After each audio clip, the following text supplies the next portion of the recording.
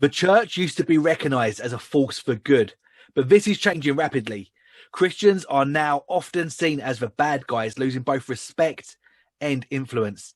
In our post-Christian culture, how do we offer the gospel to those around us who view it not only as wrong, but possibly dangerous? Author Stephen McAlpine has just written a book about how our culture ended up this way and explains key points of tension between biblical Christianity and secular culture. And we are delighted to have him with us today. Welcome to Exposit The Word, Stephen. Oh, it's great to be with you from across the miles and the time distance and the time differences as well. Yeah, it's good to see you, Stephen. Thanks for joining us. But before we get started, tell us a little bit about yourself and how you became a Christian. Well, I actually grew up in Northern Ireland. So I was born in Northern Ireland. My parents were working class stock and were married by Ian Paisley. Can you believe that? They were, and my twin brother and I were dedicated by him. And then we moved to Australia. It was a very different experience, moving from very hot religion almost to very lazy secularism. I'm a bunch of, my parents are divorced. I'm one of 6 boys, a couple of half-brothers in there. And I have a twin brother who's a high-level academic in Australia and an atheist. And I have a wife who's a psychologist and a couple of kids, one who's gone into ministry training herself. I obviously haven't put her off after all these years. So, so yeah, we live in Perth, which is, down the sort of the west coast of Australia, nice and isolated away from COVID at the moment. Yeah, for sure. You didn't seem to have taken the accent with you, Stephen. No, I could put it on and say, catch yourself on, but... There was a time when saying that you were a Christian may have scored you some bonus points, but we've seen a shift in this in recent years. When and how did this change? Well, that's an interesting question. As I was saying, in Northern Ireland growing up, and then we went back to live there when I was in my teens, Christianity was the norm. It was almost the passé given of what our life was like. But Australia was very different. It was a lazy sort of secularism in which Christianity was sort of, you're the do-gooder, but you're sort of a bit weak and you're left to your own devices. But I think the shift really occurred, and it started, I guess, slowly in the academy through the sexual revolution, the shifts and changes in understanding about how language is used, the postmodern framework, deconstruction, all those things that were coming out of the universities. And of course, nothing stays in the universities. It comes out into other aspects of it. And I did my first degree in literature, language, and culture. And I was going, who came up with these crazy, postmodern deconstructionist French ideas? This will never fly. And yet here we are. So anything that's sort of bottled in the academy eventually makes its way out into popular culture. And I think that shift occurred at the same time that there was a rapid disaffection with institutions, with a lot of the things that were coming out of the institutions. The churches were seen as failing. The standard conservative narrative was seen as people weren't, the moral majority in the US wasn't all that moral, and it wasn't the majority. And those things started to take shape, I think. Now, I would add this caveat to it. If you live in the West in a very well-to-do, kind of elite, well-educated area of life and area of a city, that shift happened a long time ago. But if you're in a hard scrabble area, churches are still seen as places where good happens and where good people are who you can go to if you need help. So it's not as if simply the shift happens the same way and in everywhere. It happens different ways. Yeah. The Christian faith is one based on truth, facts, and an exclusive belief in Christ. You've mentioned postmodernism. How does this fly in the face of a postmodern culture? And what does postmodern actually mean? Yeah, well, I guess that's changed over time, hasn't it? Because in the 80s, the postmodern framework was saying that all language is a power play. The way we use language is meant to oppress or keep people in certain positions, and especially the Christian framework that had been the Western framework, the Western canon, the modernity, the way science is put together, uses language in such a way as to say, this is right and this is discredited. And how about we reassess that and just say, let's lay bare the claims of science or modernity and Christianity and show them to be power plays to keep themselves in positions of power. And one thing that was said in the 80s was that everything will be up for grabs a little bit, and Christianity will have a place in the marketplace, but it has to fight for itself. It can't make it's got no seat at the table just because it's Christianity. And I think what that sort of is saying is that it's not that there's no such thing as truth. I don't think the postmodern person would particularly say that. They would say, you can't arrive at it. You can't declare what that actually is. So have a little bit of humility. The whole idea was the epistemological humility. You can't say that you know something particularly fully, and you can't use that knowledge to leverage someone else. Now, the interesting thing for me now is that we're not filled with the world that we're inhabiting now with the Christian framework in the West isn't full of humility. It's full of very zealous post-Christian frameworks who are saying, you're 100% wrong. And we're going, I thought we had an open marketplace here, but that's not how it's become. So the Christian framework is actually, I would say, it's a good news gospel coming against another version of a good news that's saying, actually, your version of what human flourishing looks like is wrong. Yeah. And there's another version that leaves Christianity behind that's right. And I think that's where we're at the moment. Yeah. Give some practical examples of how the listeners may have actually bumped into this postmodern kind of culture that we live in at the moment. I mean, what on a day-to-day basis, what kind of examples and how would they have seen this play out in their day-to-day living? Well, I think one of the big issues is in the postmodern framework is the search for the authentic self. That the whole idea of postmodernity was to strip away the layers to get to the core understanding of what's going underneath all these power plays.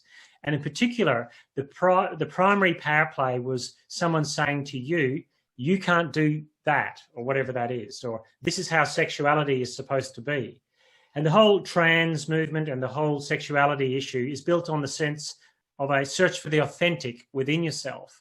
That we're not looking for truth out there, if you remember the X-Files, and we're not looking for truth across here in a community. We're looking for truth within ourselves. And it doesn't have to be the same truth for each person. It's what makes you your most authentic self. And at its core, that's what you see in every Disney movie. That's what you see in every ad. That's what you see in every person who says they come out and they leave their wife and their children, Philip Schofield, for example, because he wants to be authentic. Yeah. That's the outworkings of those postmodern frameworks. It's sort of saying, here in the past, modernity said these things are true and these are not. And we're going, how about this? How about this being true and that not being true?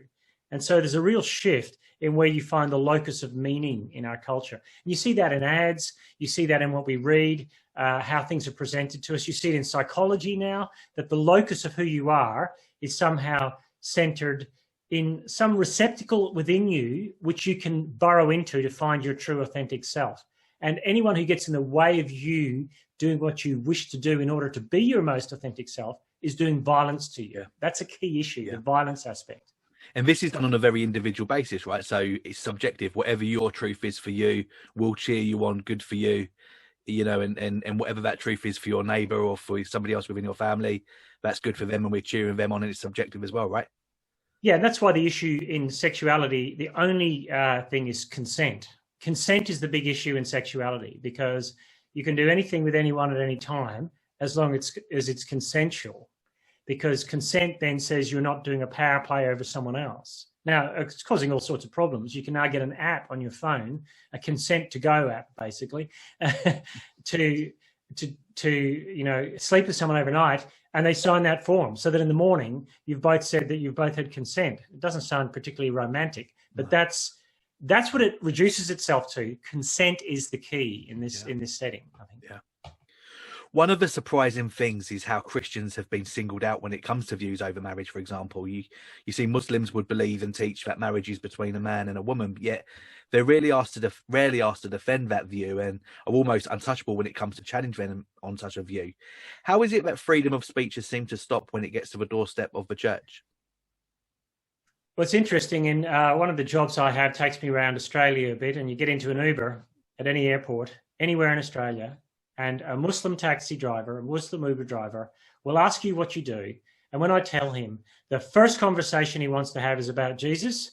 The second conversation he wants to have is about marriage and sexuality in the West. I want to talk about it. One of the things you notice, though, as you said, it's like other faiths get a hall pass. even though if you speak to the average Uber driver about marriage, much more conservative than even many Christians are on many things within sexuality. And one of the things there's a great sketch on an Australian comedy show from a few years ago, where there's all these people sitting around a table playing cards, and they're playing a deck of cards where one plays a race card and one plays a sexuality card and one plays, all these different cards. And in the end, it's the lesbian girl who's from another country who holds all the cards, because the key issue here is not whether those people have a view of sex that's the same as the Christian view and they're getting a hall pass. The key is the intersectional question. What level of power do we have in the culture compared to someone who's an immigrant, who's a Muslim coming into our country? And we have a high level of power, and so we don't get a hall pass on anything. And as you move down the intersectionality factors, you get more free space, I think, to have difference. One of the key things I'd say about secularism, though, is very patronizing to Muslim people, because I think the hard secular left looks at the Muslim framework and thinks, oh, if they could just stay here a bit longer and hear what we think about the secular modern frame, they'd be just like us. Yeah. Whereas the average Muslim is looking at the secular world and is horrified and saying, where were the Christians on this stuff?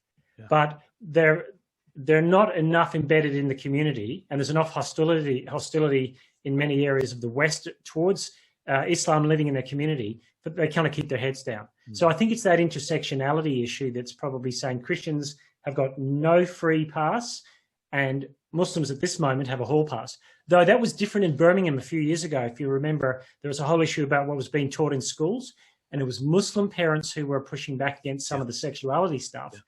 And that was where they moved beyond the pale.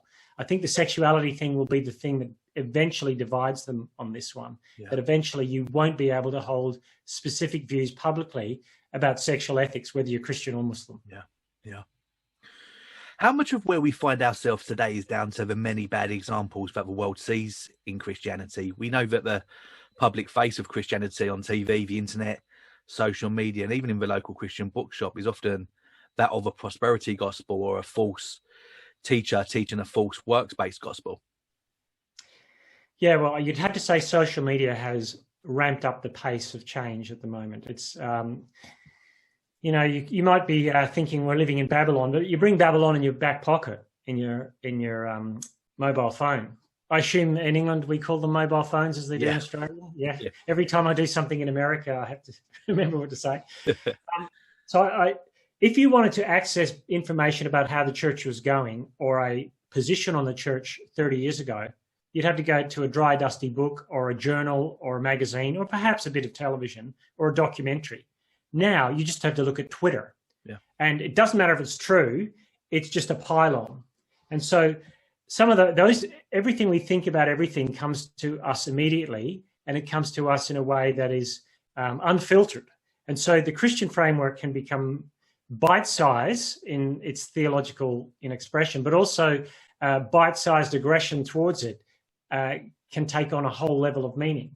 But the prosperity gospel thing is true. I think in the West we have more a therapeutic gospel. Christian Smith, American sociologist, wrote a book with another lady whose name escapes me about the average US teenager has a view of God that is what he calls moralistic therapeutic deism. Yeah. If you're good people go to heaven. It's therapeutic. It's, most people are good. Christianity is one of the religions that can get you there. Yeah. It's about how you feel, and God's there to make you feel okay about things. And it's deistic. It's God's at a distance, and if I need him, I can pull the chain. Yeah. But he's not really there for me. And in one sense, that just doesn't carry any weight in the culture. And then that becomes embedded in evangelical settings, and you get this sort of mushy framework that's not quite Christian, not quite secular, but it's a funny mix of both. And I think that's part of the problem. Obviously, the other issue is bad examples. Well, hello. The last year has not been, if you wanted to sort of cover your eyes every time you open the internet in the morning to see which Christian leader has fallen recently. And we've had a spate of them. Yeah. And so that becomes high level and high profile. And I think we're in that space at the moment. Yeah. There's a big difference between being persecuted for your faith and being called out when you've actually done something wrong. We have to be careful not to develop a victim mentality and see every interaction that doesn't go our way as some sort of a Christian persecution, right? Yeah, walking that line. In my book, I talk about let's not take on the victim mentality, because at the moment it is the age of the victim. There's no doubt about that. There's lots of traction if you can show that you are a victim to something or some sort of hashtag. I think Christians who play that victim game strongly get a very instant sugar rush hit for it, but I think it's going to make them feel a little bit sick down the line, because I don't think that's what we're called to do. And I think there are many places where Christians can stand up in areas of law and politics and say, hey, if we're going to be fair, you've got to treat Christians the same in the public square as anyone else. But secularism doesn't really understand itself as anything except a what we call a sort of a subtraction story. Secularism is what you get when you strip all the crazy stuff away, like Christianity. Yeah. And so it's saying you can't be a victim because we've got to get rid of this stuff that you're telling us because it's nonsense. But I do think that we have to be very careful not to paint ourselves as woe is me. And if you read 1 Peter 4:15, it says, if you suffer, don't suffer as a murderer or an evildoer. Okay, I'll try not to. Or even as a meddler. Yeah. And I go, I do think that we are still trying to figure out social media to the point that Christians can be meddlers on social media and poke the bear when they don't need to. Yeah. We've got to be very careful not to do that. We have to be, and even if that costs us, we are supposed to be winsome and faithful to how Jesus behaved. So I wouldn't want us to take on the victim mentality. I'd want us to stand up for those who are being persecuted in the sense of in that the law is not being equal and fair with them. But as back to the postmodern thing, we don't get a seat at the table that's higher up than anyone else at the moment. We have to play at a level playing field with this. Yeah. Should Christians care about how they are seen by the world, and what are the dangers in trying to be liked? Well, I do think we should care in how we're seen by the world, but maybe not the way we might think. That God chose Israel to be a light to the nations, and in Deuteronomy we're told that the nations are to look on and go, wow, what other nation has laws like this? Their God must be great. And Israel didn't live like that. And that was the problem, as you know. But where God's people are faithful, it says if you want to live, anyone who wants to live a godly life will be persecuted. Jesus says, if they hated me, your master, how much more will they hate you, my followers? And it doesn't necessarily, I think it's a different thing to be hated compared to being scorned and despised, in a sense of belittled, I think is a different way of putting it. But I do look at the world, and I look at some Christians who are saying, if only we can get the world to like us a bit more, they'll take us seriously. And Mark Sayers, another Australian in Melbourne, actually, who's written a book called Disappearing Church, said our narrative for a lot of years, in the last 20 to 30 years, was gospel relevance. How can we show that we're hip and urban and funky and we meet in pubs? And he said, that strategy is totally failed. He said, gospel resilience is what we need. Yeah. And you'd have to say that part of it as Christians is to say, if we have a big enough view of who God is, then we don't need to be liked by other people. I mean, it's nice to be liked, but if we have a big enough view of God and how big he is, other people aren't small, they're the right size. Yeah. Yeah. We don't fear them. Yeah. We don't have to chase their likes. Yeah. But we don't have to feel fearful of them either when they don't like us. We can go, I'm waiting to hear on the last day, well done, good and faithful servant. And I don't need to hear that from you now. Yeah. And in my book, I'm trying to say our eschatological framework is going to dictate how we cope with this at the moment, because it suddenly seems that this may last for some decades yet. This hard push against the Christian framework in the West will probably outlive me, a young man that I am. So, it's going to do that. So we're going to have to prepare people for what it looks like to live in an age when they aren't viewed with, sort of either disinterest or even, generosity. I think that's what we're going to have to equip people for. Yeah. And we've seen examples of that, haven't we, with churches that have, intentionally become seeker sensitive, and they've really watered down what they do on a Sunday to be like the world. Oh, yes, exactly. Look, yeah, my strategy is not to do that. My strategy is to be weird enough on a Sunday that anyone who comes in goes, that is different. Yeah. That is not what I would have expected life to look like. And if they were giving me the same thing that I could get by switching on the telly in the morning, I wouldn't bother coming. Yeah. But I think we're saying we don't have the same vision of human flourishing or the same end goal in life to the rest of the world. We don't do forgiveness like you do. We don't do sexuality like you do. We don't do greed or those things. We're into something different. Yeah. And I think it's that dissonance we want to shape. I think we need to be a little bit more angular as Christians, and I don't mean angry, I mean angular. It's like people go, gee, that's different. I don't necessarily know if I go along with them, but it's very different to how we live our lives. That's what I think we need to do. Yeah. If we look back far enough, we will clearly see that God's people have been the bad guys before. Scripture assumes it, Jesus predicted it, and the apostles experienced it. Tell us about that, Stephen. Yeah, the narrative of the Bible is that if you want to be godly, if you want to live for Jesus, if you want to live as the people of God in the Old Testament, if you're the faithful remnant, if you're in Babylon, wherever you are, if you're in Jerusalem, wherever it is, or Athens, if you want to live for Jesus, if you want to live a godly life, you're going to find that you are scorned for it, even if you do good. And we read that in 1 Peter, who will want to harm you if you do good? But even if you do, says Peter. And that's a critical issue for me. And that tells me that something's going on below the surface. There's a spiritual thing going on here too. It's not just the flesh, this worldly devices that we see around us. There's something deeply spiritual going on, that the forces of darkness do not like the forces of light. And we have to pray that God continues to do what he does by advancing his gospel as we proclaim it. And we just got to trust that God will do his work through his word. There's no way around that. And I think everywhere you look at the word, you go, this is how we're going to suffer. And 1 Peter 5 is interesting, where it says, after you have suffered a little while, you go, well, how little is a little while? Yeah. You go, and Peter's response would be, oh, just till Jesus comes back. Don't worry about it. Yeah. Yeah. You know what I mean? That's flippant. But when he says a little while, eternity puts that into perspective a little bit, doesn't it? Yeah. And I think Christians who've been spoon-fed on a diet of best life now are going to struggle with that. Yeah.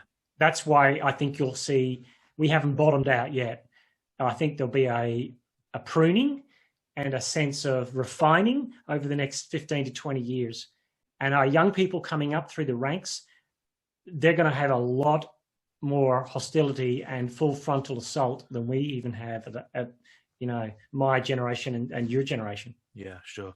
I mean, touching on that, everyone watching and listening will have already been, and certainly will in the future, be faced with the culture war coming at them, either at school or at work. What are some practical things that Christians should do when faced with being told that they have to think a certain way or accept a certain thing that is counter to what the Bible tells us? Well, first things I'd say is be prepared. So the time to start preparing people for the hostility that they're going to face, especially on sexual ethics in the workplace, especially if that authenticity model, which I talked about before, is the thing that's driving it. And we probably needed to prepare 15 to 20 years ago, but be prepared, disciple your people well, and equip them for what life looks like on Monday morning. That's what I say to other pastors, because I'm pastoring a church as well as working in another organization that helps people in the workplace who are Christians. So I see both sides of it. Disciple people well, disciple them into the big story narrative of what God's doing in the world. I think that's critical. Form thick community. So, workplace is now the place of community. It's now the place where you form your visions of the good life. Big corporations are saying, we're going to pitch a vision of humanity, in our PR campaign to show you what human flourishing is like. But the culture war is interested in the Christian framework. And it used to be a case that you could keep your head down. Yeah. Now they will come for you. Silence is seen as violence, as the saying goes. Yeah. And I know enough people, when I write about these things on my blog, and especially my book, I've had people come back to me and say, that's the experience I'm having, that I'm in a workplace where I'm told the social agenda of this workplace, which is very woke, is tied to your KPIs. We want to see you promoting diversity in these areas of life. And you go, well, I have a different perspective than you. I think we will be shut out of some jobs. We won't be able to sign up to certain things to get a certain job, but that's okay. It's not as if that's the worst Christians have experienced over the last 20 centuries. Yeah. And one of the things we have to say, and Rod Dreher writes about this in his book, so if you know Rod Dreher's book, The Benedict Option, you may find that many careers are not open to Christians in the future, especially in the health industry, psychology, psychiatry, medicine, those things.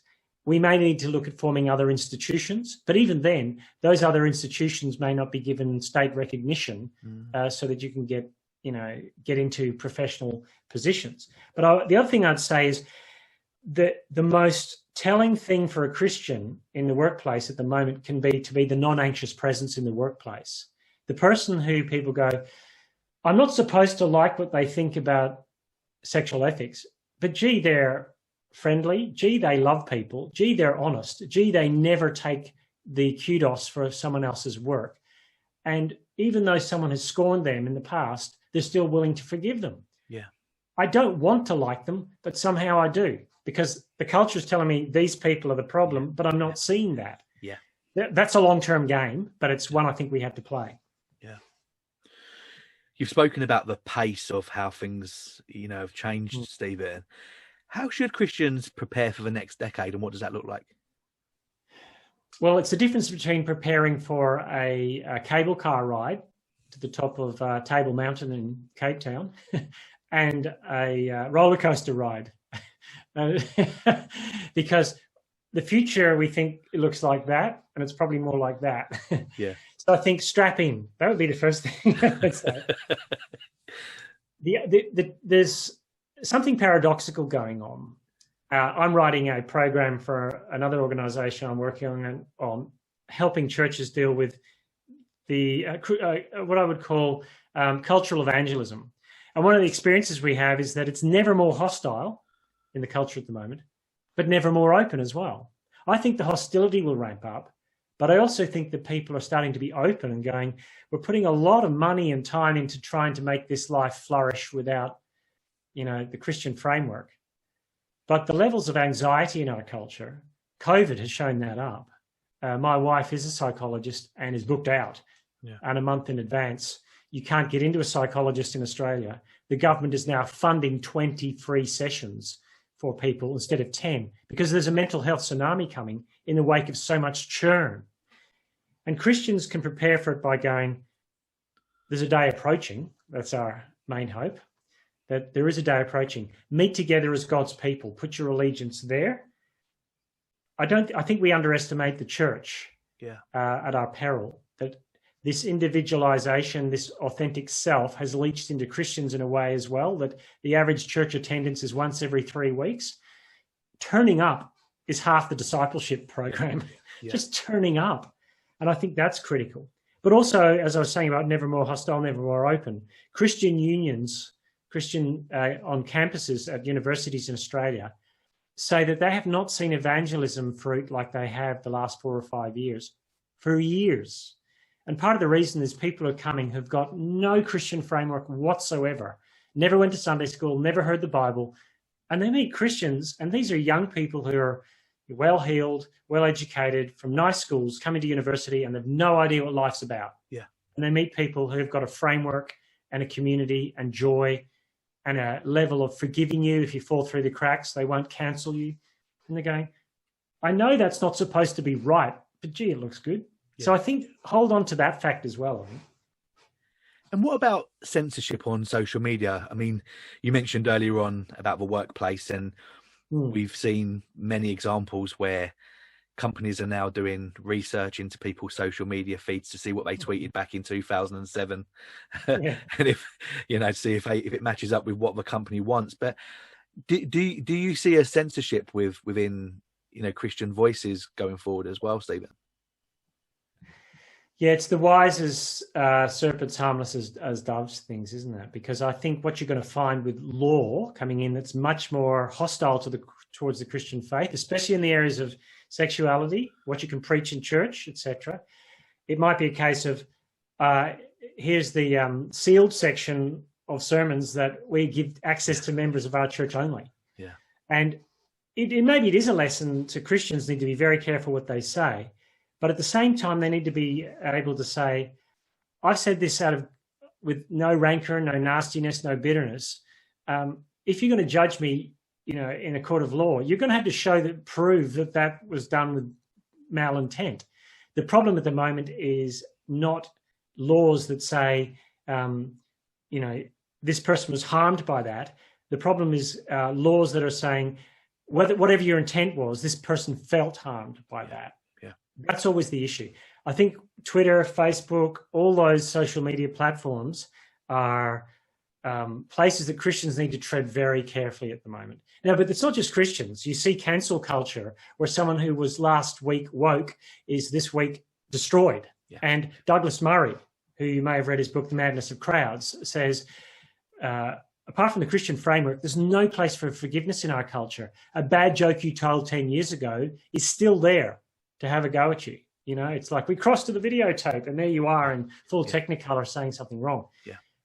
I think our current generation of young people are going to learn to be more savvy with that than perhaps my generation. The digital natives are going to be very careful how they navigate that space. Yeah. And maybe there's a sense we need to teach each other how to be very careful how we say things coming into the future in that public social media square, at least. Yeah. When we do face trials or persecution, how should we aim to view these, and how can we do it in a way that glorifies the Lord? Yeah. Again, you have to come back to Peter, don't you? When you think of what Peter was like as a disciple in the garden, cutting off the servant's ear, when you think about how he was angry about things and how he was proud, the flip side of that was when he saw Jesus, that when he was reviled, he did not revile.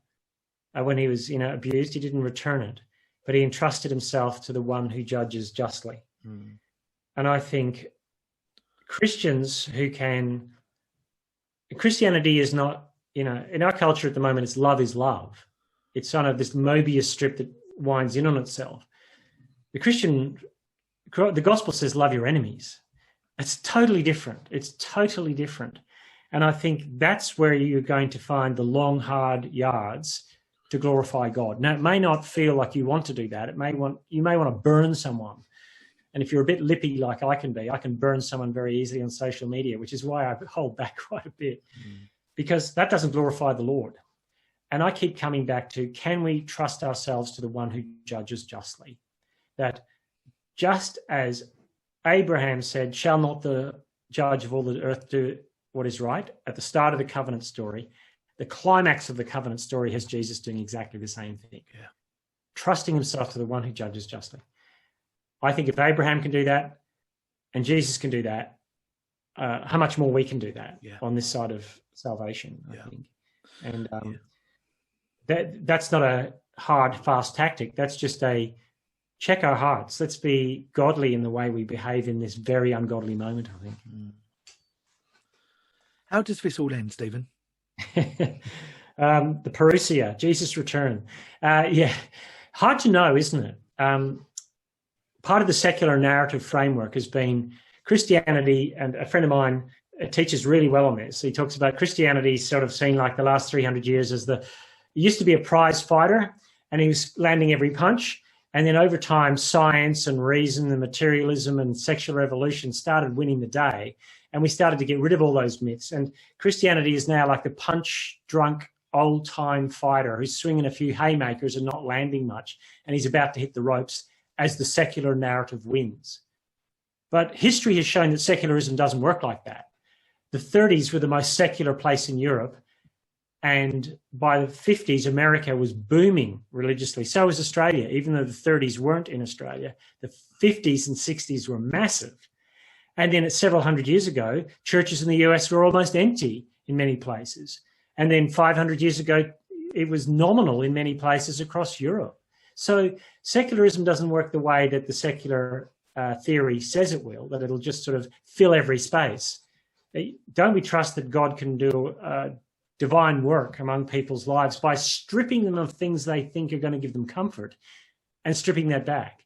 And I think maybe the tide has already gone out a long way and God may do a good work, even in the West. Now, that isn't to say he has to, but our focus is on the fact that one day he will vindicate his people. Yeah. Just as he vindicated Jesus in the resurrection, our elongated last day, well, one day the last bit of that will vindicate us. Yeah. But in the meantime, don't just assume that secularism is on this steady march. I don't think it is. And history proves it doesn't work like that. It is much more stop-start. And the fact that I've said Christian unions are seeing evangelistic fruit, if students are becoming Christians now and becoming people who are influential in the workplace, in popular culture in 20 years' time, who knows how things could go. Yeah. Stephen, thank you so much for your time. I've really enjoyed speaking to you today, and congratulations on writing such a great book as well. It's going to be really helpful for so many people. Oh, thanks so much, David. It was a joy to write it, and it was a joy getting people responding to it in a way that encouraged them, that it wasn't just about the culture wars, it's about loving Jesus and joyfully living as those who are in a fight, but we can be joyous in the midst of it. Yeah, for sure. Before you go, Stephen, have you got any closing thoughts? And also, how can people follow you on social media? And you also mentioned that you write a blog as well. So tell people about that. Yeah, well, it's the humbly named StephenMcAlpine.com. Stephen with a PH, StephenMcAlpine.com. Not big on Twitter, though I am there at SMcAlpine6. But I don't use it that much other than to link my blog stuff. I do a bit of writing for other people. But I do think, closing thoughts, we need winsome and brave Christians moving forward. I think we don't have to chase friendship with the world, but we can be the kind of people who are ready for when the cultural tsunami washes the bodies up on our doorsteps. Yeah. And say, I know no one loves you anymore. You've been cancelled by everyone else. I know you don't even like who we are, but we can still love you and help you and show you the way, the truth, and the life in Jesus. And I think just sticking